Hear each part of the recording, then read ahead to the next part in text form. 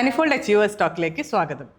മാനിഫോൾഡിൽ technical PSC coaching എടുത്ത് government സർവീസിൽ join ചെയ്ത ഞങ്ങളുടെ സ്റ്റുഡൻസിനെ ഇൻട്രൊഡ്യൂസ് ചെയ്യുന്ന സെഗ്മെൻറ്റാണിത്. ഇന്നത്തെ എപ്പിസോഡിലേക്ക് സ്വാഗതം. നമുക്ക് ഓരോരുത്തർക്കും ഒരുപാട് സ്വപ്നങ്ങൾ ഉണ്ടാവും അല്ലേ? അങ്ങനെ ഒരു സ്വപ്നത്തിൽ സീറോയിൻ ചെയ്ത് അതിനുവേണ്ടി എഫേർട്ട് ഇട്ട് അതിന് സപ്പോർട്ടിന് വേണ്ടി മാനിഫോൾഡിൽ കോച്ചിങ് ജോയിൻ ചെയ്ത് PSC ടെസ്റ്റ് ക്ലിയർ ചെയ്ത് അങ്ങനെ ഒരുപാട് കടമ്പകൾ കടന്ന് ഡ്രീം ജോബിൽ ലാൻഡ് ചെയ്യുക. അത് നിസ്സാര കാര്യമല്ല അല്ലേ? അങ്ങനെ ഡ്രീം ജോബിലെത്തിയ ഒരാളെയാണ് ഇന്ന് എനിക്ക് ഇൻട്രൊഡ്യൂസ് ചെയ്യാനുള്ളത്. നജിയ AK. നജിയ മാനിഫോൾഡിൻ്റെ 2022 കമ്പ്യൂട്ടർ സയൻസ് ബാച്ചിലെ സ്റ്റുഡൻ്റാണ്. നജിയ ഇന്ന് ഗവൺമെൻറ് എഞ്ചിനീയറിംഗ് കോളേജ് പാലക്കാടിൽ അസിസ്റ്റൻറ്റ് പ്രൊഫസറായി ജോയിൻ ചെയ്ത് കഴിഞ്ഞു. ഈ ലിസ്റ്റിൽ മാത്രമല്ല വേറെ പല ലിസ്റ്റിലും ഉയർന്ന റാങ്കോടുകൂടി നജിയ ഉണ്ട്. നമുക്ക് നജിയയുടെ വിശേഷങ്ങളിലേക്ക് പോകാം. Najiya, congrats. Thank you ma'am, thank you so much. നമുക്ക് ഫാമിലിനെ പറ്റി പറഞ്ഞു തുടങ്ങിയാൽ എവിടെയാ വീട്? വീട്ടിലാരൊക്കെയാണ് ഉള്ളത്? എൻ്റെ വീട് കൊല്ലം കുണ്ട്രയിലാണ്. എൻ്റെ വാപ്പയുടെ പേര് അബ്ദുൽ വാഹിദ് കുട്ടി. വാപ്പ കുണ്ട്ര MGD ഹയർ സെക്കൻഡറി സ്കൂളിലെ അധ്യാപകനായിരുന്നു. 2016 റിട്ടയറായി. ഉമ്മയുടെ പേര് കമർനെസ. ഉമ്മ ഹൗസ് വൈഫാണ്. ആക്ച്വലി ഉമ്മയ്ക്ക് കാലിക്കറ്റ് യൂണിവേഴ്സിറ്റിയിൽ ടൈപ്പിസ്റ്റായിട്ട് ജോലി കിട്ടിയതാണ്. ഞങ്ങളുടെ എഡ്യൂക്കേഷൻ, ഞങ്ങളുടെ കരിയർ അതൊക്കെ വിചാരിച്ച് ഞങ്ങൾ മക്കൾ ചെറുതായിരുന്നു, അതുകൊണ്ട് ഉമ്മ പോയില്ല. ഞങ്ങൾ 3 പേരാണ്. മൂത്ത ചേച്ചി കൊല്ലം TKM എഞ്ചിനീയറിംഗ് കോളേജിൽ കമ്പ്യൂട്ടർ സയൻസ് ഡിപ്പാർട്ട്മെൻറ്റിൽ അസിസ്റ്റൻറ്റ് പ്രൊഫസറായിട്ട് വർക്ക് ചെയ്യുന്നു. ബ്രദർ എയർക്രാഫ്റ്റ് മെയിൻ്റനൻസ് എഞ്ചിനീയറാണ്. എൻ്റെ ഹസ്ബൻഡിൻ്റെ വീട് ട്രിവാൻഡ്രം ആണ്, ട്രിവാൻഡ്രം വെള്ളയമ്പലം. ഹസ്ബൻഡ് UST ഗ്ലോബലിൽ എഞ്ചിനീയറായിട്ട് വർക്ക് ചെയ്യുന്നു. ഹസ്ബൻഡിൻ്റെ വീട്ടിൽ അമ്മയുണ്ട്. എനിക്ക് 2 മക്കളാണ്.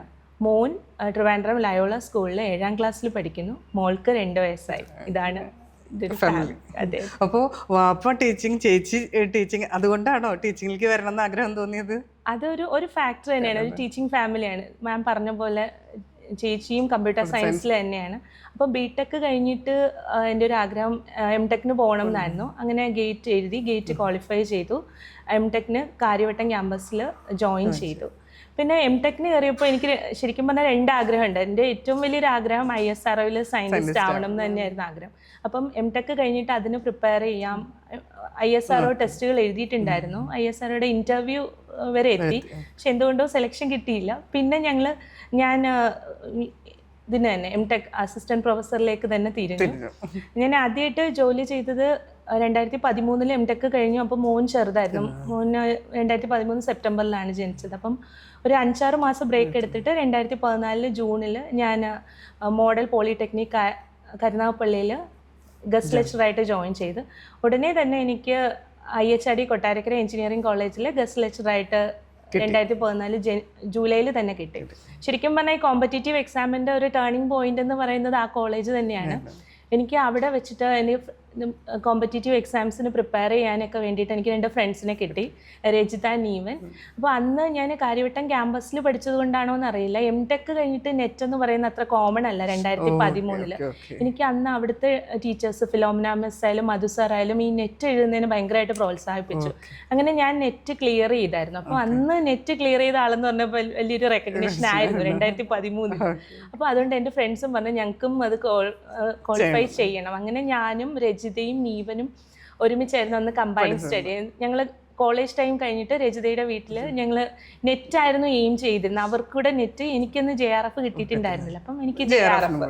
അങ്ങനെ ഞങ്ങൾ പ്രിപ്പയർ ചെയ്തപ്പോഴാണ് 2014 കേപ്പിൻ്റെയും അതുപോലെ LBSൻ്റെയും നോട്ടിഫിക്കേഷൻ വന്നു, അസിസ്റ്റൻറ്റ് പ്രൊഫസറിൻ്റെ നോട്ടിഫിക്കേഷൻ വന്നു. അപ്പോൾ അത് എയിം ചെയ്ത് ഞങ്ങൾ പഠിച്ചു തുടങ്ങി. അപ്പോൾ കേപ്പിൻ്റെ എക്സാമിന് എനിക്ക് അസിസ്റ്റൻറ്റ് പ്രൊഫസറിൽ 5th റാങ്ക് ഉണ്ട്. LBS അസിസ്റ്റന്റ് പ്രൊഫസറിൽ 8th റാങ്ക് ഉണ്ട്. അങ്ങനെ 2016 എല്ലാം സിംഗിൾ ഡിജിറ്റ് റാങ്കുകളാണ്. അതൊരു ഭാഗ്യമാണ്, ബാക്കിയുള്ളവരുടെ ഒരു സപ്പോർട്ടും കൂടിയാണ്. അപ്പം 2016 മാർച്ചിലാണ് എനിക്ക് കേപ്പിൻ്റെ അപ്പോയിൻമെൻറ്റ് ആദ്യമായിട്ട് വരുന്നത്. അത് കേപ്പിൻ്റെ അണ്ടറിൽ തന്നെയുള്ള കോളേജ് ഓഫ് എഞ്ചിനീയറിംഗ് പത്തനാപുരത്തായിരുന്നു.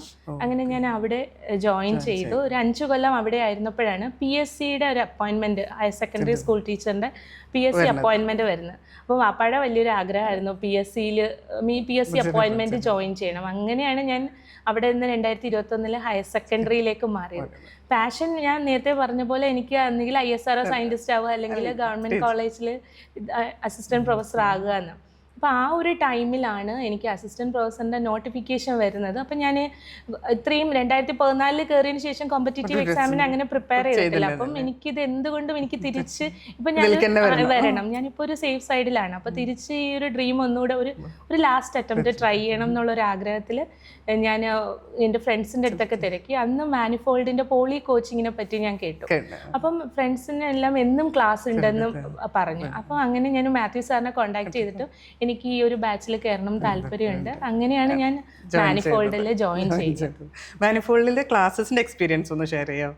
മാനിഫോൾഡ് ഞാൻ നേരത്തെ പറഞ്ഞ പോലെ എല്ലാ ദിവസവും ക്ലാസ്സസ് ഉണ്ട്. അപ്പം ഞാൻ ഹയർ സെക്കൻഡറിയിൽ ജോയിൻ ചെയ്തത് GHSS ചെട്ടിയാങ്ങണർ മലപ്പുറത്താണ്. അപ്പം എൻ്റെ വീട് ട്രിവാൻഡ്രമാണ്. അപ്പം മലപ്പുറത്തേക്ക് ഹോസ്റ്റലാണ്.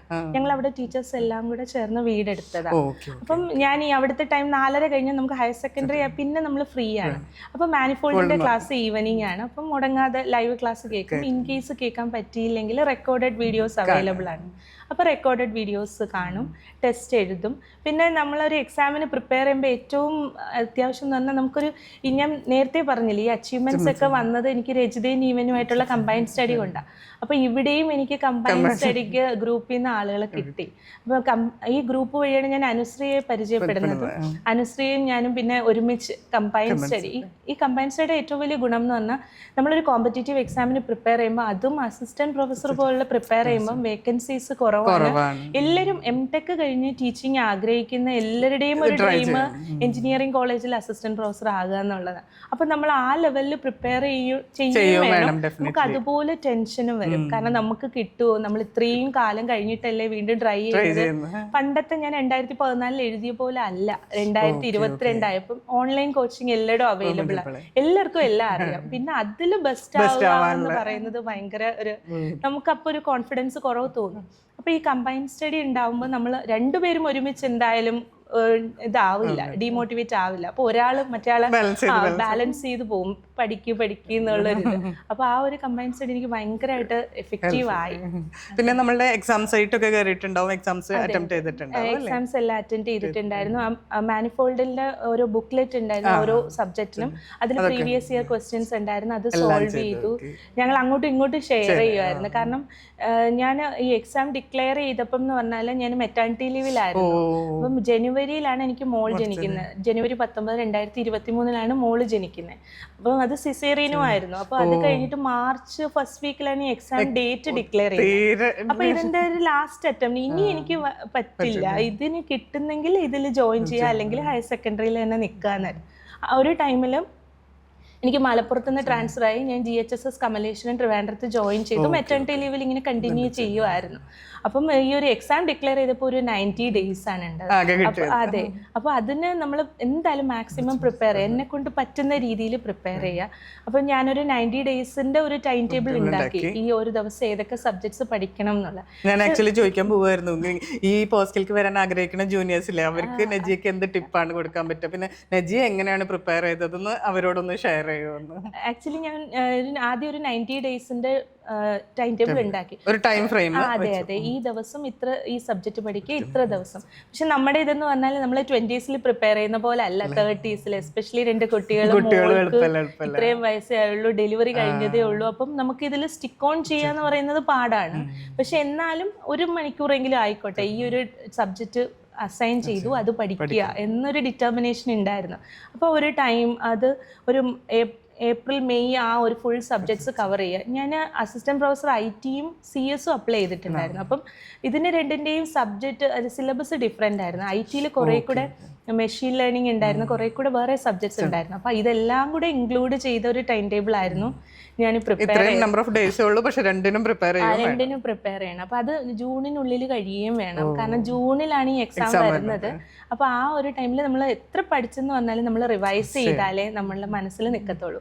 അപ്പോൾ ജൂണിൽ ആ ഒരു റിവിഷൻ ടൈം ടേബിളൂടെ വെച്ചു. പക്ഷെ പല ദിവസങ്ങളിലും അതെനിക്ക് ഫോളോ അപ്പ് ചെയ്യാൻ പറ്റിയില്ല, കാരണം മോളെന്ന് പറഞ്ഞാൽ വളരെ ചെറുതാണ്, രാത്രി ഉറങ്ങാറില്ല. മോള് മോൾ ഉറങ്ങുന്ന ടൈം എന്ന് പറഞ്ഞാൽ 5 മണി അടുപ്പിച്ചാണ് മോൾ ഉറങ്ങുന്നത്. അപ്പം അത് കഴിഞ്ഞിട്ട് നമുക്ക് പകൽ ഉറങ്ങാനും അധികം പറ്റില്ല. നമുക്ക് ഈ ഒരു എക്സാം ലാസ്റ്റ് ഡേ ഇതാണ്, ഇനി പ്രിപ്പയർ ചെയ്യേണ്ട, ഇതിൽ ഇല്ലെങ്കിൽ ഈ ജോബിൽ അതെ ഈ ജോബിൽ തന്നെ നിൽക്കാം എന്നുള്ളൊരു ഇതായിരുന്നു. അപ്പം അതുകൊണ്ട് കുറച്ച് ചലഞ്ചിങ് ആയിരുന്നു.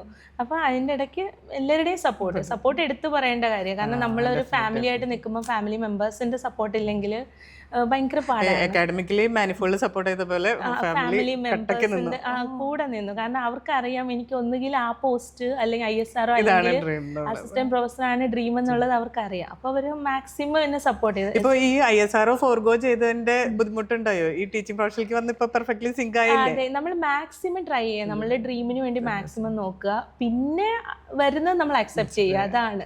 അപ്പോൾ അതുകൊണ്ട് രണ്ടാമത് ഞാൻ ഇതിന് എൻ്റെ എഫേർട്ട്, കാരണം ഇതിൻ്റെ ഒരു ഇനി നമുക്ക് അങ്ങോട്ട് പ്രിപ്പയർ ചെയ്യാൻ പറ്റില്ല. കാരണം നമുക്ക് എപ്പോഴും എക്സാം എന്ന് പറഞ്ഞിരിക്കാൻ ഫാമിലി അങ്ങനെയുണ്ടല്ലോ. അപ്പം ഈ ഫാമിലി സപ്പോർട്ട് എടുത്തു പറയേണ്ടതാണ്. പ്രത്യേകിച്ച് ഹസ്ബൻഡ്, എൻ്റെ ഡ്രീം ഹസ്ബൻഡിൻ്റെയും കൂടെ ഡ്രീമായി. അപ്പം അതുകൊണ്ടാണ് എല്ലാ സപ്പോർട്ടും തന്നത്. പിന്നെ ഹസ്ബൻഡ് അമ്മയായാലും എൻ്റെ പേരൻസ് ആയാലും എൻ്റെ സിബ്ലിങ്സ് ആയാലും എല്ലാവരും സപ്പോർട്ട് ചെയ്തു. പിന്നെ അതുപോലെ ഞാൻ എടുത്തു പറയേണ്ടതാണ്, ഞാൻ ഹയർ സെക്കൻഡറിയിൽ ജോയിൻ ചെയ്തപ്പം തന്നെ ഞാനിങ്ങനെ പറഞ്ഞു എനിക്ക് തിരിച്ച് കോളേജിൽ പോകാനാണ് ആഗ്രഹം, എൻ്റെ പാഷൻ അതാണ്, അതുകൊണ്ട് എനിക്ക് അങ്ങനെ പോകണം. അപ്പം നമ്മളെ സപ്പോർട്ട് ചെയ്യുന്ന കൊളീഗ്സ് എന്ന് പറയുന്നത് ഭയങ്കര ഭാഗ്യം തന്നെയാണ്. ഇപ്പം ISRD കൊട്ടാരക്കര ആയാലും കോളേജ് ഓഫ് എഞ്ചിനീയറിംഗ് പത്തനാപുരം ആയാലും പിന്നെ അത് കഴിഞ്ഞ് ഞാൻ പോയ ഹയർ സെക്കൻഡറി ചെട്ടിയാങ്കണർ ആയാലും സ്റ്റാഫ് ഭയങ്കര സപ്പോർട്ടീവ് ആയിരുന്നു. അവിടെ എല്ലാ ടീമിലും അതെ അതെ ഞാൻ കാരണം കോളേജിൽ നിന്ന് സ്കൂളിലേക്ക് വരുമ്പോൾ ഒരു ചേഞ്ച് ഉണ്ട്. അപ്പോൾ അവരെന്നെ അത്രയും സ്കൂളിൽ ചെട്ടിയാങ്കണർ സ്കൂളിലെ ടീച്ചേഴ്സ് എന്നെ അത്രയും സപ്പോർട്ട് ചെയ്തു. അത് ഭയങ്കര ഭാഗ്യമാണ്. അത് കഴിഞ്ഞ് ഇന്റർവ്യൂ വന്നപ്പോൾ ഞാൻ കമലേശ്വരം സ്കൂളിലാണ്. അവിടുത്തെയും സ്റ്റാഫുകൾ എല്ലാവരും ഇപ്പോൾ ഒരാളെന്നല്ല എല്ലാവരും അവരുടെയും കൂടെ ഡ്രീമാക്കി ഇത് എടുത്ത് മാക്സിമം സപ്പോർട്ട് ചെയ്തു. അതുകൊണ്ടാണ് ഇതിലെത്താൻ പറ്റിയത്. പിന്നെ കമ്പൈൻ സ്റ്റഡി ഞാൻ പറഞ്ഞ പോലെ രജിതയും നീവനുമായിട്ടുള്ള കമ്പൈൻ സ്റ്റഡിയും അനുശ്രീ ആയിട്ടുള്ള കമ്പൈൻ സ്റ്റഡിയും ഭയങ്കരമായിട്ട് ഹെൽപ്പ് ചെയ്തു. അങ്ങനെ ജൂൺ 19 ആദ്യമായിട്ട് എക്സാം എഴുതുന്നത്. ആദ്യത്തെ എക്സാം IT-യുടെ ആയിരുന്നു. അപ്പം IT എക്സാം എന്ന് പറയുന്നത് ഓൺലൈനാണ്. അപ്പം നമ്മൾ കുറേ ഗ്യാപ്പിന് 2014 ആ LBS എഴുതി നിർത്തിയിട്ട് പിന്നെ എഴുതുന്ന ഒരു കോമ്പറ്റീറ്റീവ്. അതെ, പിന്നെ ഹയർ സെക്കൻഡറി എന്ന് പറഞ്ഞാൽ ഞാൻ പറഞ്ഞില്ല ISROക്ക് പ്രിപ്പയർ ചെയ്തത് കൊണ്ട് എനിക്ക് ഹയർ സെക്കൻഡറിക്ക് അങ്ങനെ പ്രിപ്പറേഷൻ്റെ ആവശ്യം വന്നില്ല. കോളേജിൽ ഒരു ദിവസം ആർട്സ് ആയിരുന്നു, ഞാൻ പോയി എഴുതി. പിന്നെ ഇന്റർവ്യൂവിൻ്റെ അന്നും ഞാൻ ഫ്രീ ആയിരുന്നു, പോയി അറ്റൻഡ് ചെയ്തു. അപ്പൊ ആ ഒരു ഞാൻ ഈ പ്രിപ്പയർ ചെയ്യുന്നവരോട് പറയുന്നത് ഞാൻ ആ സയന്റിസ്റ്റ് ലെവലിൽ പ്രിപ്പയർ ചെയ്തു. അതുകൊണ്ട് എനിക്ക് പ്രിപ്പയർ ചെയ്തത് കൊണ്ട് എനിക്ക് ഹയർ സെക്കൻഡറി എക്സാം എളുപ്പമായിരുന്നു, എനിക്ക് അതിൽ കയറാൻ പറ്റി. അപ്പൊ അത് കഴിഞ്ഞിട്ടാണ് ഞാൻ പിന്നെ നമ്മൾ പ്രിപ്പയർ ചെയ്ത് എഴുതുന്ന ഒരു എക്സാം എന്ന് പറയുന്നത് അസിസ്റ്റന്റ് പ്രൊഫസറാണ്. അപ്പൊ നമ്മൾ പ്രിപ്പയർ ചെയ്യുന്നതിനനുസരിച്ച് നമുക്ക് അതിൻ്റെ കൂടെ ടെൻഷനും വരും. ആ ഒരു ഈവൻ നമ്മളെ ഹോൾ ടിക്കറ്റ് പ്രിന്റ് എടുക്കുന്ന തൊട്ട് നമുക്ക് ടെൻഷൻ ആയിരിക്കും, എല്ലാം കറക്റ്റ് ആണോ, അങ്ങനെ ടെൻഷനായിരുന്നു. പിന്നെ അത് കഴിഞ്ഞു പിന്നെ അതുകൊണ്ട് പ്രാർത്ഥനയൊക്കെ ഉണ്ടായിട്ട് കുറച്ചത് ബാലൻസ് ആയി. കാരണം നമ്മുടെ മാക്സിമം ട്രൈ ചെയ്യുക, ബാക്കി ദൈവത്തിന് വിടുക. പിന്നെ ഫാമിലി സപ്പോർട്ട് ഉണ്ട്, ഫ്രണ്ട്സിൻ്റെ സപ്പോർട്ട് ഉണ്ട്. അത് ഈ ഹയർ സെക്കൻഡറിയിൽ തന്നെ ജോയിൻ ചെയ്ത ശ്രീജ മിസ് ഏരൂരാണ് വർക്ക് ചെയ്യുന്നത്. അതുപോലെ സുബിൻ സാറ് കരുനാഗപ്പള്ളിയിലാണ്, അനില മിസ്, ഇവരൊക്കെ നീ ഒന്നുകൂടെ ട്രൈ ചെയ്യും, പറ്റും, തിരിച്ച് കോളേജിൽ നിനക്ക് പറ്റും. അപ്പോഴും എനിക്ക് ഡൗട്ടാണ്, കാരണം അത് ഡെലിവറി കഴിഞ്ഞ് നമ്മൾ വേറൊരു ഫേസിലൂടെ പോവുകയാണ്. അപ്പം പിന്നെ പ്രിപ്പറേഷൻ അധികം സമയമില്ല. ആക്ച്വലി നിങ്ങളെയൊക്കെ ഇന്റർവ്യൂവിന് വിളിക്കുന്നതിന്റെ ഉദ്ദേശം തന്നെ അതാണ്. ഇങ്ങനെ കുറെ പേര് ഇത് കേൾക്കണ ഡൗട്ട് ഉണ്ടാവല്ലോ, ഈ ഫാമിലി കുട്ടികളെ കൊണ്ട് പറ്റുമോ. അപ്പോൾ പ്രൂവ് ചെയ്ത ആൾക്കാരാണല്ലോ നിങ്ങൾ പറയുമ്പോൾ അവർക്ക് ഓക്കെ. ശരിക്കും ചലഞ്ചസിലൂടെ പോയിട്ട് നമ്മൾ അച്ചീവ് ചെയ്യുമ്പോൾ ഭയങ്കര സന്തോഷമാണ്. ഞാൻ പറഞ്ഞില്ലേ കമ്പൈൻ സ്റ്റഡി അനുശ്രീ ആയിട്ട് ഞങ്ങൾ ഒരു സബ്ജക്റ്റ് ഞാൻ പഠിക്കുമെങ്കിൽ അടുത്ത അനുശ്രീ പഠിക്കും.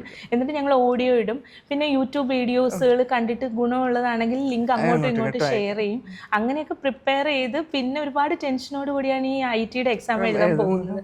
IT ഞാൻ പറഞ്ഞ പോലെ ഓൺലൈനാണ്. ഞാൻ അങ്ങനെ മോക്ക് എഴുതിയിട്ടുണ്ടെങ്കിൽ ഓൺലൈൻ മോക്ക് PSC ഇതുവരെ ചെയ്തിട്ടില്ല. അപ്പം അതും ഒരു ടെൻഷനാണ്. ആദ്യമായിട്ട് എങ്ങനെ എഴുതാ, ടൈമർ വരുമ്പോഴൊക്കെ വല്ലാത്ത ടെൻഷനാണ്. അപ്പം നമ്മൾ അവിടെ എത്തുമ്പോൾ കുറേ പേരെ കാണും. കാരണം എല്ലാവരുടെയും ഞാൻ പറഞ്ഞില്ലേ MTech കഴിഞ്ഞ് ടീച്ചിങ് ആഗ്രഹിക്കുന്ന എല്ലാവരും ആഗ്രഹിക്കുന്ന അസിസ്റ്റന്റ് പ്രൊഫസറാണ്. അപ്പം അത്രയും പേര് കാണുമ്പോഴും നമുക്കത് പറ്റുമോ ഇല്ലയോ എന്നൊക്കെ ആയിരുന്നു. അങ്ങനെ IT-യുടെ എക്സാം എഴുതിയപ്പോൾ IT എന്ന് പറഞ്ഞാൽ കുറച്ച് വേറെ ഡിഫറെൻറ്റ് കാറ്റഗറിയിലുള്ള ക്വസ്റ്റ്യൻസ് ക്വസ്റ്റ്യൻസ് ആയിരുന്നു. അപ്പോൾ നമുക്ക് എല്ലാം എല്ലാം നല്ല നമുക്കൊരു സാറ്റിസ്ഫാക്ഷൻ ഒന്നും വരുന്നില്ല. ഇങ്ങനെ ക്വസ്റ്റ്യൻ ശരിയാണോ ഇല്ലയോ എന്നൊന്നും അറിയില്ല. അപ്പോൾ ഈ ജൂൺ 19 IT-യുടെ എക്സാം. അപ്പോൾ എക്സാം കഴിയുമ്പോൾ നമുക്കൊരു ഇത് വരുമല്ലോ, ഇത്രയും ഞാൻ പ്രിപ്പയർ ചെയ്തിട്ടും എനിക്കത് പറ്റിയില്ലല്ലോ.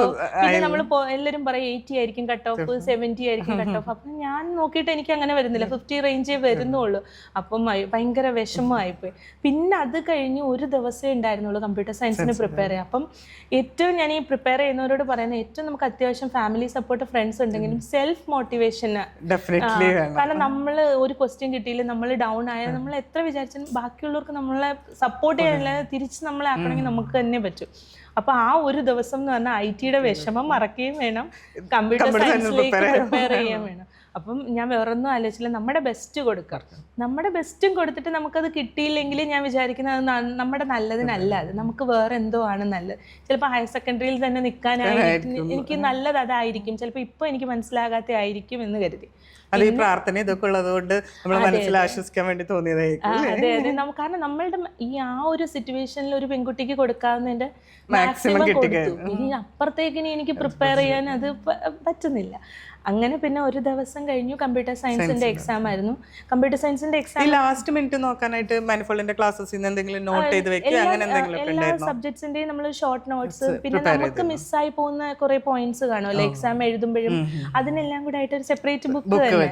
അപ്പൊ അതിലിങ്ങനെ നമ്മൾ ഡേറ്റ് ഇട്ട്, ഇപ്പൊ എന്നെ അറിയാവുന്നവർക്കെല്ലാം അറിയാം, എനിക്കൊരു എക്സാം വന്നാൽ ഞാൻ ആദ്യം ഒരു ബുക്ക് വാങ്ങും. എന്നിട്ട് അതിൽ എക്സാം ഓറിയന്റഡ്, ഇപ്പൊ ISRO ആണെങ്കിൽ ISROയ്ക്ക് ഒരു ബുക്ക്, നെറ്റ് JRF ആണെങ്കിൽ അതിനൊരു ബുക്ക്, അസിസ്റ്റന്റ് പ്രൊഫസർ ആണെങ്കിൽ അതിന് ബുക്ക്. പിന്നെ PhD ഒരു പാഷൻ ആയിരുന്നു, അതുകൊണ്ട് ഞാൻ അന്ന് തൊട്ടേ ഗേറ്റ് എഴുതുമായിരുന്നു. അപ്പൊ ഗേറ്റ് 2011 ക്വാളിഫൈ ചെയ്തു, 12 പിന്നെ 16, 17, 18 അങ്ങനെ ഗേറ്റ് ക്വാളിഫൈ ചെയ്തിട്ടുണ്ട്. പിന്നെ ഞാൻ പറഞ്ഞില്ലേ, ഞാൻ കാര്യവട്ടം ക്യാമ്പസിൽ പഠിച്ചുകൊണ്ടായിരിക്കും റിസർച്ച് എനിക്ക് ഭയങ്കര ആഗ്രഹമായിരുന്നു. അപ്പൊ MTech കഴിഞ്ഞിട്ട് അവിടെ റിസർച്ച് ഓറിയന്റഡ് ആണ് സ്റ്റഡീസ്. അപ്പം എനിക്ക് MTech കഴിഞ്ഞിട്ട് റിസർച്ചിന് പോകാൻ, അങ്ങനെയാണ് ഞാൻ JRF ക്വാളിഫൈ ചെയ്യുന്നത് 2014. പക്ഷേ അപ്പോഴത്തേനും എനിക്ക് കേപ്പിന്റെ അപ്പോയിന്റ്മെന്റ് വന്നു. അപ്പം നമ്മളൊരു ഒപ്പീനിയൻ എടുക്കുമല്ലോ, അപ്പൊ എല്ലാവരും പറയാ പെർമനന്റ് ജോലിയാണ് ഇമ്പോർട്ടന്റ്, അത് കഴിഞ്ഞിട്ട് വേണമെങ്കിൽ PhDക്ക് പോയിക്കോ എന്ന് പറഞ്ഞു. അങ്ങനെ ആ JRF മിസ്സായി. പിന്നെ അത് കഴിഞ്ഞ് ഞാൻ ഹയർ സെക്കൻഡറിയിൽ ജോയിൻ ചെയ്തപ്പോഴാണ് ഞാൻ ആ റിസർച്ച് പാഷൻ കിടക്കുന്നതാണ് ഞാൻ ഒന്നുകൂടെ എഴുതിയപ്പോഴാണ് ആ JRF 2021 എനിക്ക് വീണ്ടും കിട്ടി. പക്ഷെ അന്നും എല്ലാവരും പറഞ്ഞത് പ്രൊബേഷൻ പീരീഡിലാണ് കേട്ടോ. അപ്പം നമ്മളൊരു ജോലിക്ക് ഒരു ഉറപ്പ് വരിക എന്ന് പറയുന്ന പ്രൊബേഷൻ കഴിയുമ്പോഴാണ്. അപ്പൊ അതുകൊണ്ട് പ്രൊബേഷൻ കംപ്ലീറ്റ് ചെയ്തിട്ട് പോകൂ എന്ന് പറഞ്ഞിങ്ങനെ അതിനു വേണ്ടി നിന്നപ്പോഴാണ് പിന്നെ ഈ AP ഇത് വന്നത്. അങ്ങനെ അപ്പൊ ഇപ്പോഴത്തെ PhD പ്ലാൻ എന്താണ്? PhD ഞാൻ KTUവിൽ ഈ AP-യുടെ എക്സാം കഴിഞ്ഞപ്പം തന്നെ ഞാൻ മെറ്റേണിറ്റി ലീവ് കഴിഞ്ഞു. ഞാൻ ജൂലൈ 5, അതൊക്കെ ഒരു ഭാഗ്യമാണ്. ആ ഒരു പഠിക്കുന്ന ടൈം എനിക്ക് മെറ്റേണിറ്റി ലീവിലാവാൻ പറ്റിയതൊരു ഭാഗ്യമായിട്ടാണ് ഇപ്പം കരുതുന്നത്. കാരണം അന്ന് ഞാൻ ഒക്ടോബറിൽ മെറ്റേണിറ്റി ലീവ് അപ്ലൈ ചെയ്തപ്പോൾ എൻ്റെ സാറ് പറഞ്ഞു ഒക്ടോബർ ആയാൽ പിന്നെ അങ്ങോട്ട് കണക്കാവുന്നില്ല, ഇപ്പോഴേ വേണ്ട, ജനുവരിയിൽ ചെയ്യുന്നതായിരിക്കും നല്ലതെന്ന് അന്നത്തെ ചെട്ടിയാങ്കണ സ്കൂളിലെ പ്രിൻസിപ്പൽ ഇൻചാർജായ ജലീൽ സാർ പറഞ്ഞായിരുന്നു. അപ്പോൾ അന്ന് എനിക്ക് നേരത്തെ വീട്ടിൽ പോകണം, കാരണം നമ്മള് വീട് ട്രിവാൻഡ്രം, നമ്മൾ നിൽക്കുന്ന മലപ്പുറത്താണ്. അപ്പൊ നമുക്ക് ഈ ഒരു ക്യാരിയിങ് ടൈമിൽ നമുക്ക് ആ വീടെത്താനേ ആഗ്രഹിക്കത്തുള്ളൂ. പക്ഷേ അന്ന് സാറ് പറഞ്ഞത് ഒരു ഭാഗ്യമായിട്ട് കരുതുന്നു. അതുകൊണ്ട് ഞാൻ അതെ നമ്മൾ ജനുവരിയിലാണ് ഞാൻ മെറ്റേണിറ്റി ലീവ് എടുത്തുകൊണ്ട് ജൂലൈ വരെ മെറ്റേണിറ്റി ലീവിൽ വന്നത്. അതുകൊണ്ട് എനിക്ക് വേറെ ഒരു ഡിസ്റ്റർബൻസും ഇല്ലാതെ നമുക്ക് പഠിക്കാൻ പറ്റി. ജൂലൈയിൽ തിരിച്ച് ജോലിയിൽ ജോയിൻ ചെയ്തു. പിന്നെ ആ റിസർച്ച് പാഷൻ കിടക്കുന്ന കാരണം ഞാൻ KTUവിൻ്റെ എൻട്രൻസ് അപ്ലൈ ചെയ്തു.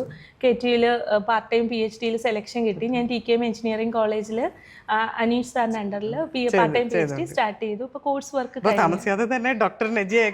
എനിക്ക് ആഗ്രഹമുണ്ട്. പാർട്ട് ടൈം ആകുമ്പം നമുക്ക് ജോലിയും കുഞ്ഞും എല്ലാം കൂടെ പാടാണ്, എന്നാലും മാക്സിമം നോക്കണം. അങ്ങനെ ആ ഒരു പാഷൻ തുടങ്ങി വെച്ചിട്ടുണ്ട്. അത് കഴിഞ്ഞ് താങ്ക് യു. അത് കഴിഞ്ഞാണ് ഞാൻ ജൂലൈയിൽ ജോയിൻ ചെയ്ത്. പിന്നെ ഓഗസ്റ്റ് ഒക്കെ ആയപ്പോഴത്തേന് ഇതിന്റെ ഷോർട്ട് ലിസ്റ്റ് വന്നു. അപ്പം നമുക്ക് പ്രതീക്ഷയില്ല, കാരണം ഇത്രയും കോമ്പറ്റീഷനിലാണ് ഞാൻ അവരുമായിട്ടാണ് കോമ്പീറ്റ് ചെയ്യുന്നത്. അപ്പം എനിക്കത് കിട്ടുമോ എന്നുള്ളൊരു ഡൗട്ട് ഉണ്ടായിരുന്നു. അപ്പൊ നമുക്ക് ഈ ഷോർട്ട് ലിസ്റ്റ് വരുമ്പോൾ അതൊക്കെ പക്ഷെ നാച്ചുറൽ ആണല്ലോ അല്ലെ, ലിസ്റ്റിൽ പെട്ട ആരോട് സംസാരിക്കുമ്പോൾ അവർ ഇത് തന്നെയാണ് ഷെയർ ചെയ്യുന്നത്. അതെ. അപ്പം ഈ ഓഗസ്റ്റ് ആണെന്ന് തോന്നുന്നു അതിന്റെ ഷോർട്ട് ലിസ്റ്റ് വന്നു. അപ്പൊ ഷോർട്ട് ലിസ്റ്റ് വന്നപ്പോൾ നമുക്ക് പ്രൊഫൈലിൽ മെസ്സേജ് വരും. അപ്പൊ നമ്മൾ പ്രാർത്ഥിച്ചിട്ടാണ് ക്ലിക്ക് ചെയ്യുന്നത്, കാരണം നമ്മൾ മെയിൻ ലിസ്റ്റ് ആണോ സപ്ലി ലിസ്റ്റ് ആണോ എന്നുള്ളൊരു. അപ്പൊ എൻ്റെ ഒരു വലിയ ആഗ്രഹമായിരുന്നു എനിക്ക് തിരിച്ച് AP-യിൽ തന്നെ നല്ല റാങ്കോട് കൂടി ഓപ്പൺ കാറ്റഗറിയിൽ തന്നെ മെയിൻ ലിസ്റ്റിൽ കയറണം എന്ന് ഭയങ്കര ആഗ്രഹമായിരുന്നു. പക്ഷെ നമുക്കത് ആഗ്രഹിക്കാനേ പറ്റൂ, നമുക്ക് കാരണം അത്ര കോമ്പറ്റീഷൻ അല്ലേ. അങ്ങനെ ഷോർട്ട് ലിസ്റ്റ് വന്നപ്പം ഞാൻ ജസ്റ്റ് മെസ്സേജ് എടുത്ത് നോക്കിയപ്പോൾ അതിലിങ്ങനെ നമുക്ക് മെസ്സേജ് വരും, congrats you are in the main list. അപ്പൊ നമ്മൾ എടുത്തു നോക്കിയപ്പോൾ അതിൽ 28 കുട്ടികളെ ഉള്ളൂ. അപ്പൊ 28 പേരിൽ ഒരാളാണ്, കാരണം എത്രയോ 1000 മുകളിൽ എഴുതുന്ന കുട്ടികൾ. അപ്പൊ അതില് എല്ലാരും മെജോറിറ്റിയും പ്രിപ്പയർ ചെയ്തിട്ട് തന്നിട്ട് എഴുതുന്നേ. അതില് ഈ 28 മെജോറിറ്റി മാനിഫോൾഡ് സ്റ്റുഡൻസ് ആണെന്നുള്ളതാണ് ഞങ്ങളുടെ ഒരു സന്തോഷം. അപ്പൊ ആ ഒരു 28-നുള്ളിൽ വരുമ്പോഴും നമ്മൾ ഭയങ്കര സന്തോഷമുണ്ട്. അതേസമയം ഒരു ഡൗട്ട്, 28ാമത്തെ ആയിരിക്കുമോ അല്ലെങ്കിൽ 27 ആയിരിക്കുമോ, അങ്ങനെ ഒരു ഡൗട്ട് ഉണ്ടായിരുന്നു. പിന്നെ അത് കഴിഞ്ഞ് 1 മാസം കഴിഞ്ഞപ്പോൾ IT-യുടെ ഷോർട്ട് ലിസ്റ്റ് വന്നു. അപ്പം IT ഞാൻ പറഞ്ഞില്ല എനിക്ക് കുറച്ച് പാടായിരുന്നു. അപ്പൊ അതെന്തായാലും അതിൽ വരില്ല, വന്നാൽ തന്നെ സപ്ലിമെന്ററി ലിസ്റ്റ് എങ്ങാനും വരൂ എന്നൊരു ഇതായിരുന്നു. അപ്പൊ അങ്ങനെ IT-യുടെ ഷോർട്ട് ലിസ്റ്റ് വന്നപ്പോൾ നോക്കിയപ്പോൾ congrats you are included in the main list. അപ്പൊ അതിൽ നോക്കിയപ്പോൾ 15 അതില് 15 കുട്ടികളെ മെയിൻ ലിസ്റ്റിലുണ്ട്. അപ്പൊ നമുക്ക് 15-ൽ ഒരാളാണല്ലോ ഞാൻ എന്നൊരു സന്തോഷം ഉണ്ടായിരുന്നു. പിന്നെ അത് കഴിഞ്ഞ് ഞങ്ങൾ അനുശ്രീയും ഇതുപോലെ കമ്പ്യൂട്ടർ സയൻസിന്റെ ലിസ്റ്റിൽ വന്നു. അപ്പൊ നമ്മൾ ഒരുമിച്ച് പ്രിപ്പയർ ചെയ്യുമ്പോൾ രണ്ടുപേരും ആ ലിസ്റ്റ് വരുമ്പോഴാണല്ലോ ഒരു സന്തോഷം ഉണ്ടാകും. അനുശ്രീ ആയിരിക്കും അടുത്ത ഇന്റർവ്യൂ കാൻഡിഡേറ്റ്. അതെ, ഞങ്ങൾ ഒരുമിച്ച് വരാനാണ് പ്ലാൻ ചെയ്തത്. അപ്പൊ വാല്യുവേഷന്റെ ഒരു ഇത് കാരണം ഞങ്ങൾ ഒരുമിച്ച് പ്രിപ്പയർ ചെയ്ത് ഒരുമിച്ച് ലിസ്റ്റ് വന്നു. അങ്ങനെ അപ്പൊ രണ്ടുപേരും കൂടി ഒരുമിച്ച് വന്നിരുന്നെങ്കിൽ നമുക്ക് ഡബിൾ സന്തോഷമായി. അതെ, അങ്ങനെ നോക്കിയപ്പോഴാണ് ഈ വാല്യുവേഷന്റെ ഡേറ്റും ക്ലാഷും വന്നത്. അപ്പോൾ അത് കഴിഞ്ഞിട്ട് ഡിസംബറിലാണ് ഇന്റർവ്യൂ ഡേറ്റ് വരുന്നത്. അതിൻ്റെ ഒരു പ്രത്യേകത എന്ന് പറഞ്ഞാൽ നമ്മൾ വർക്ക് ചെയ്തുകൊണ്ടിരിക്കുക. അപ്പം 9 to 4:30 ജോബ് ഉണ്ട്. പിന്നെ അത് കഴിഞ്ഞ് വീട്ടിൽ വരുമ്പോൾ മോള് തീരെ ചെറുതാണ്, നമുക്ക് ഇന്റർവ്യൂവിന് പ്രിപ്പയർ ചെയ്യാൻ അങ്ങനെ പറ്റില്ല. നമ്മൾ ക്ഷീണം കാരണമൊക്കെ നമ്മൾ ഉറങ്ങി പോവുക അങ്ങനെയൊക്കെ ഉണ്ടായിരുന്നു. പക്ഷെ ഇത് ലാസ്റ്റ് ഇതാണ്, ഇനി ഞാനിത് ട്രൈ ചെയ്യില്ല, കാരണം മാക്സിമം നോക്കാം, ഇനി വിടുക, അങ്ങനെയാണ്. അപ്പോൾ ഇന്റർവ്യൂവിന് നന്നായിട്ട് പ്രിപ്പയർ ചെയ്യണം എന്നൊരു ആഗ്രഹം ഉണ്ടായിരുന്നു. അപ്പോൾ വീക്കെൻഡ്സ് ആണ് എനിക്ക് സമയം കിട്ടുക. അപ്പം ഞാൻ ശനിയാഴ്ച രാവിലെ ഹസ്ബൻഡിന്റെ വീട്ടിൽ നിന്ന് രാവിലെ ജനശതാബ്ദിയിൽ എൻ്റെ വീട്ടിൽ വരും. എൻ്റെ വീട്ടിൽ വന്നിട്ട് ശനിയും ഞായറും ഞാനും അനുശ്രീയും കൂടെ പ്രിപ്പയർ ചെയ്യും. ഞങ്ങൾ അല്ലാതെയും പ്രിപ്പറേഷൻ. അപ്പം ഞങ്ങൾ ഓരോ സബ്ജക്റ്റിന് ഓരോ ഗ്രൂപ്പ് തുടങ്ങി. ആ ഗ്രൂപ്പിൽ ഈ സബ്ജക്റ്റുമായിട്ട് ഇമ്പോർട്ടൻ്റ് ആയിട്ടുള്ള ഡേറ്റകൾ അതിലിടും, കാരണം ലാസ്റ്റ് മൊമെന്റ് ചെയ്യാൻ വേണ്ടിയിട്ട്. പിന്നെ ഞായറാഴ്ച 9:45 വന്ദേ ഭാരതിൽ തിരിച്ച് വീണ്ടും ട്രിവാൻഡ്രം പോകും. പിന്നെ ജോലി, അത് അങ്ങനെയായിരുന്നു. നല്ല ടൈറ്റ് ആയിരുന്നു. ഒരു 1 month ഇങ്ങനെയായിരുന്നു. എല്ലാ ശനിയാവുമ്പോഴും ഇത് റിപ്പീറ്റ് ചെയ്തുകൊണ്ടേയിരിക്കും. പിന്നെ ഇന്റർവ്യൂവിന് ഞങ്ങൾ എന്തോ ഭാഗ്യം ഞങ്ങൾ അടുത്ത് തന്നെ വന്നത്. അപ്പൊ ഞാൻ അനുശ്രീ 70 ആണെങ്കിൽ ഞാൻ 71 ആണ്. ഞങ്ങൾ ഒരുമിച്ച് ഇന്റർവ്യൂവിന് അറ്റൻഡ് ചെയ്തു. അന്നാണ് ആക്ച്വലി ഞങ്ങൾ ആദ്യമായിട്ട് കാണുന്നത്. അങ്ങനെ ഞങ്ങൾ ഒരുമിച്ച് ഇന്റർവ്യൂ അറ്റൻഡ് ചെയ്തു. പിന്നെ അത് കഴിഞ്ഞ് ലിസ്റ്റ് വരുമ്പോഴും നമ്മൾ ഉണ്ടാവോ എന്നുള്ളൊരു ടെൻഷൻ ഉണ്ട്. അപ്പം ലിസ്റ്റ് വന്ന ദിവസം എനിക്ക് ഇന്നും ഓർമ്മയുണ്ട്. ഞാൻ വാട്സാപ്പ് നോക്കിയപ്പോൾ കൺഗ്രാറ്റ്സ് കിടക്കുന്നു. അപ്പൊ എനിക്ക് മനസ്സിലായി ലിസ്റ്റ് വന്നിട്ടുണ്ട്. പിന്നെ ആ ലിസ്റ്റ് തുറക്കുമ്പോൾ, കാരണം അസിസ്റ്റന്റ് പ്രൊഫസറാണ്, കമ്പ്യൂട്ടർ സയൻസ് ആണ്, വേക്കൻസീസ് കുറവാണ്, നമ്മൾ ടോപ്പിൽ വന്നാൽ മാത്രമേ നമുക്ക് കിട്ടുള്ളൂ. അല്ലെങ്കിൽ ആ ഒരു ഇത് കൊണ്ട്, കാരണം നമ്മൾ ലിസ്റ്റ് വരുന്നതിനേക്കാൾ അത് ടോപ്പിൽ വന്നാലേ നമുക്ക് ഇങ്ങനെയുള്ള പോസ്റ്റുകൾക്ക് കിട്ടത്തുള്ളൂ. അപ്പൊ അതുകൊണ്ട് ഇങ്ങനെ ഞാൻ താഴേന്ന് നോക്കുമായിരുന്നു. 28 ഞാൻ നോക്കിയത് മുകളിലേക്ക്. അപ്പൊ ആദ്യം 28 കഴിഞ്ഞു, 25 കഴിയുമ്പോൾ നമുക്ക് മുകളിലേക്ക് പോകുന്നവരും നമുക്കൊരു സന്തോഷം ഉണ്ടാവുമല്ലോ. 20 കഴിഞ്ഞു, 15 കഴിഞ്ഞു, 10 കഴിഞ്ഞു. അപ്പോഴത്തേനും മുകളിലേക്ക് പോകുമ്പോൾ 5 കഴിഞ്ഞു. പിന്നെ 4ാമത് പേര് എനിക്ക് ഫീൽ ചെയ്യാൻ പറ്റുന്നുണ്ട്. കാരണം നമ്മള് ചലഞ്ചസിൽ കൂടെ വന്നിട്ട് അത് അച്ചീവ് ചെയ്യുമ്പോൾ ഭയങ്കര ഇതാണ്. കാരണം എനിക്ക് ഓൾറെഡി ആ കേപ്പിൽ എനിക്ക് അപ്പോയിന്റ്മെന്റ് വന്നതാണ്. അത് പിന്നെ LBS എനിക്ക് അപ്പോയിന്റ്മെന്റ് വന്നതാണ്. സെക്കൻഡറി അപ്പോയിന്റ്മെന്റ് വന്നതാണ്. അന്നൊന്നും എനിക്ക് ഇത്രയും ഇതില്ല, കാരണം ഞാനിത് ആഗ്രഹിച്ചത് നമ്മളിത് നമുക്കൊരു ഏജ് ഒരു ഫാക്ടറാണ്. ഇനി നമ്മൾ പ്രിപ്പയർ ചെയ്യില്ല, ഇത് ഫൈനലാണ് എന്നുള്ള. അപ്പം ഇങ്ങനെ 4ാമത് എൻ്റെ പേര് കണ്ടപ്പോൾ എനിക്ക് ഇപ്പോഴും ഓർമ്മയുണ്ട്. ഭയങ്കര സന്തോഷമാണ്. ഞാൻ മാനിഫോൾഡിൽ സാറിനെ വിളിച്ചു പറഞ്ഞു. അവസാനം അത് അപ്പോയിന്റ്മെന്റ് കയ്യിൽ കിട്ടുമ്പോൾ ഉള്ളൊരിതുണ്ടല്ലോ, അത് ഭയങ്കരമാണ്. നമ്മൾ ആഗ്രഹിച്ച ജോലിയുടെ അപ്പോയിന്റ്മെന്റ് കിട്ടുക എന്ന് പറയുന്നത്. കാരണം ഞാൻ ഓൾറെഡി 3-4 അപ്പോയിന്റ്മെന്റ് കിട്ടിയിട്ടൊന്നും എനിക്ക് ആ ഫീല് വന്നില്ല. കിട്ടിയപ്പോൾ ഭയങ്കര ഇതായിരുന്നു. ഇനി ഈ കമ്പ്യൂട്ടർ കമ്പ്യൂട്ടർ സയൻസിന്റെ ഒരു അഡ്വൈസ് ആകുന്ന ആ ഒരു സമയത്താണ് IT-യുടെ ഇന്റർവ്യൂ വന്നത്. അപ്പോൾ IT-യുടെ ഇന്റർവ്യൂ ടൈമിൽ ഞാൻ ഹോസ്പിറ്റലൈസ്ഡ് ആയിരുന്നു. എനിക്ക് പനിയൊക്കെ ആയിട്ട് ഹോസ്പിറ്റലൈസ്ഡ് ആയിരുന്നു. അപ്പം നമുക്ക് ഇതിൽ 4ാം റാങ്ക് ഉണ്ട്, എന്തായാലും ഇതൊന്നും കൂടെ, ഇതും നമ്മൾ ആഗ്രഹിച്ചതാണല്ലോ. കാരണം കമ്പ്യൂട്ടർ സയൻസ് മാത്രമെന്നല്ല, എല്ലാവരും ഒന്നുകിൽ കമ്പ്യൂട്ടർ സയൻസ് അല്ലെങ്കിൽ IT, ഇതിൽ ഏതെങ്കിലും ഒന്ന് കിട്ടണം എന്നായിരിക്കും ആഗ്രഹം. അപ്പൊ ആ IT-യുടെ ആ ഒരു ടൈമിൽ എന്ന് പറഞ്ഞാൽ ഞാൻ ഹോസ്പിറ്റലിലായിരുന്നു. അപ്പം ഡോക്ടറോട് ഒരു അഡ്വൈസ് എടുത്തപ്പോൾ ഡോക്ടർ പറഞ്ഞു കൊല്ലത്തായിരുന്നു. അപ്പൊ ട്രാവലിങ്, കാരണം എപ്പോൾ വേണമെങ്കിലും നമുക്ക് കണ്ടീഷൻ മാറും. അപ്പൊ ട്രാവൽ ചെയ്യുന്നത് റിസ്ക് ആണ്. അപ്പൊ ഞാൻ അഡ്വൈസ് ചെയ്യില്ല. അപ്പം എന്താന്ന് വെച്ചാൽ നിങ്ങൾ ഡിസൈഡ് ചെയ്യാം. അപ്പോൾ ഹസ്ബൻഡും വാപ്പായും പറഞ്ഞു എന്തായാലും ഇത് ലാസ്റ്റ് ഒരു ഇതാണ്, അപ്പൊ ഞങ്ങൾ റിസ്ക് എടുത്തോളാം. അങ്ങനെ ഞങ്ങൾ ഡിസ്ചാർജ് ആയിട്ട് പോയി അറ്റൻഡ് ചെയ്തു, തിരിച്ചു വന്ന് അഡ്മിറ്റ്. അപ്പം ഈ IT-യുടെ വന്നപ്പോഴും ഇതേ കണക്കാണ്. 15 പേരേ ഉള്ളൂ. അപ്പൊ IT ഞാൻ പറഞ്ഞല്ലോ എനിക്ക് കുറച്ച് പാടായിരുന്നു. അപ്പൊ നമ്മൾ എന്തായാലും ടോപ്പിൽ എത്തുമെന്ന് തോന്നിയില്ല. എന്നാലും നമ്മൾ ആഗ്രഹിക്കില്ല, ഈ ലിസ്റ്റിൽ 4ലാണ്, പിന്നെ നമ്മൾ ഇനി ഒരു PSC എഴുതുന്നില്ല. അപ്പൊ അതൊരു ടോപ്പ് റാങ്ക് നിന്ന് അതൊരു നമ്മൾ എടുത്ത എഫേർട്ടിനുള്ളൊരു റിവാർഡാണ്.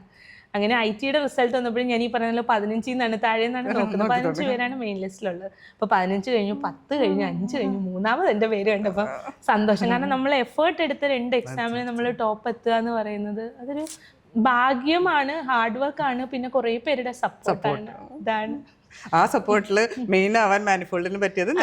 മാനിഫോൾഡിന് ഡെയിലി ആ ക്ലാസ് ഉള്ള കാരണം ഞാൻ ആ ട്രാക്കിലേക്ക് വന്നു. പിന്നെ മാനിഫോൾഡ് വഴി കമ്പൈൻഡ് സ്റ്റഡി ഉണ്ടായിരുന്നു. പിന്നെ എല്ലാവരുടെയും സപ്പോർട്ട് ഭയങ്കര. പിന്നെ ഈ വർക്ക് ചെയ്ത സ്ഥാപനങ്ങളിൽ ഞാൻ പറഞ്ഞ പോലെ കൊട്ടാരക്കര ആയാലും പത്തനാപുരം ആയാലും ചെട്ടിയങ്ങണർ ആയാലും കമലേശ്വരം ആയാലും അവർ എൻ്റെ ഡ്രീമിനൊപ്പം സഹപ്രവർത്തകർ നിന്നു. അതൊരു വലിയ ഭാഗ്യമായിട്ട് കരുതുന്നത്. അപ്പോൾ എല്ലാം കൊണ്ട് വളരെ ബ്ലെസ്ഡ് ആയിട്ടുള്ള ആളാണ്. അപ്പോൾ ഇതുപോലെ തന്നെ PhD നല്ല സക്സസ്ഫുൾ ആയിട്ട് എത്രയും പെട്ടെന്ന് തന്നെ കംപ്ലീറ്റ് ചെയ്യണം. ഒരു പാർട്ട് ടൈം ആയതുകൊണ്ട് നമുക്കൊരു കുറച്ച് പാട്, എന്നാലും മാക്സിമം നോക്കണം. അപ്പോൾ എല്ലാ ഭാവുകങ്ങളും നേരുന്നു. All the best. Thank you so much.